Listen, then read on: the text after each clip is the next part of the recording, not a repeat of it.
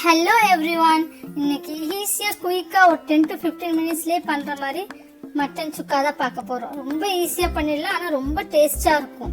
அதுக்கு வந்துட்டு 1/4 kilo mutton எடுத்துட்டு 3 பெரிய வெங்காயம் 3 போட்டுடணும்.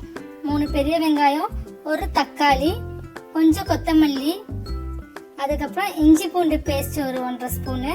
ஏன்னா நான் 1/4 கிலோ மட்டன் தான் எடுத்துருக்கேன், அதனால இஞ்சி பூண்டு பேஸ்ட் 1.5 ஸ்பூனு, ஒரு 1/4 ஸ்பூன் மஞ்சத்தூள், 1 ஸ்பூன் மல்லித்தூள், ஒரு 1/2 ஸ்பூன் மிளகாத்தூள் போதும்.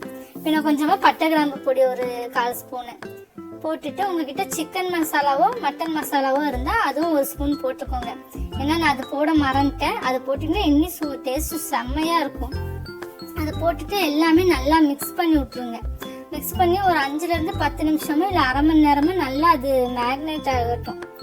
அது நல்லா ஊறி நல்லா இதாக இருந்தால் டேஸ்ட் இன்னும் செம்மையாக இருக்கும். அதனால ஒரு 10 நிமிஷம் ஊற விட்டுருங்க. ஊற விட்டதுக்கு அப்புறமா மட்டன் மசாலா எல்லாம் போடுறதுனால காரம் கொஞ்சம் பார்த்து போடுங்க. நம்ம கடைசியில் கொஞ்சம் ஸ்பெஷல் இன்க்ரீடியன்ஸ் போட்டு வறுத்து அதுலேயும் காரம் போடுவோம், சரிங்களா? ஒரு 2லேருந்து 3 ஸ்பூனு எண்ணெயும் போட்டுக்கோங்க. கடைசியில் நம்ம தேங்காய் எண்ணெயும் யூஸ் பண்ணுவோம், அதனால ஒரு 3 ஸ்பூன் எண்ணெய் போதும். போட்டு எல்லாமே கலக்கி விட்டுருங்க. உப்பு, மஞ்சள், மல்லித்தூள், மிளகாத்தூள் எல்லாமே போட்டு நல்லா கலக்கி விட்டுட்டு ஒரு 5லேருந்து 10 நிமிஷம் அது ஊறட்டும்.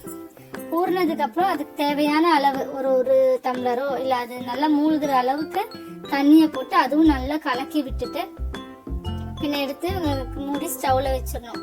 ஸ்டவ்வில் அது அந்த பக்கமாக வெந்துட்டு இருக்க இங்கே கொஞ்சம் 1 ஸ்பூன் மல்லி, முழு மல்லி, 1 ஸ்பூனு சோம்பு, ஜீரகம் 1 ஸ்பூனு, குருமிளகு 1 ஸ்பூனு, ஒரு வரமிளகா போதும். ஏன்னா ஆல்ரெடியே நம்ம மட்டன் மசாலா போட்டிருக்கோம், பட்டை கிராம்பு பொடி போட்டிருக்கோம், மிளகாத்தூள் போட்டிருக்கோம். அதனால வரமிளகா 1 போதும். ஒருவேளை நீங்கள் காரம் அதிகம் சாப்பிட்றவங்களா இருந்தால் 1க்கு 2 வரமிளகா போட்டுருங்க.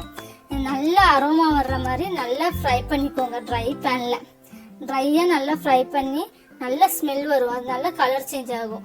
அது நல்லா ஃப்ரை பண்ணி பின்ன அரைச்சி மிக்சியில் அரைச்சி அந்த பொடியை இது வெந்தி எடுத்ததுக்கு அப்புறமா அந்த பொடியை ஒரு 1லேருந்து 1.5 ஸ்பூன் நம்ம வறுத்து அரைச்ச பொடியை போட்டு நல்லா இதை சுண்ட விடணும். ஏன்னா இன்னும் தண்ணி சுண்டி இருக்காது, அப்படியே இருக்கும். மட்டன்ல இருந்துமே தண்ணி லீக் ஆகும், அந்த தண்ணி அப்படியே இருக்கும். அது எல்லாமே நல்லா இந்த மாதிரி சுண்டுற அளவுக்கு நல்லா சுண்டி விட்டுட்டு பின்ன இந்த பொடியை போட்டு கொஞ்சம் கருவேப்பிலை கடைசியில் இறக்க போகிறப்ப கொஞ்சம் தேங்காய் எண்ணெய் போட்டு இறக்கணும்னா டேஸ்ட் சூப்பராக இருக்கும். சப்பாத்தி, ரைஸு எல்லாத்துக்குமே சாப்பிடலாம், சூப்பராக இருக்கும். பிரியாணிக்கு சைட் டிஷ்ஷாகவே சாப்பிடலாம். இது அவ்வளோ டேஸ்டாக இருக்கும். இது மட்டன்லன்னு இல்லை, பீஃப்லேயும் இதே டேஸ்ட் செய்யலாம், சிக்கன்லேயும் இதே மாதிரி செய்யலாம்.